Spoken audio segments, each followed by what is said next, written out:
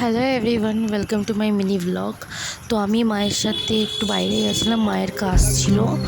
তো আমিও গেছিলাম কারণ আমার কিছু কেনার ছিল। মায়ের কাজের পরে আমি আর মা একটু দোকানে গেলাম, আমার কিছু কেনার ছিল। আমার ব্রাইডাল শ্যুট আছে, তো তার জন্য আমার কিছু ব্রাশ, কলকা ব্রাশ ওসব নেওয়ার ছিল, টেপ, আর তার সাথে গিফট র্যাপও নিয়েছি। কারণ হচ্ছে রিন্টু আর কাজলের বিয়ের পরের ফার্স্ট টাইম মাসিদের বাড়িতে নেমন্তন্নতে যাবে, তার জন্য রিন্টু মাসির জন্য একটা গিফট নিয়েছে।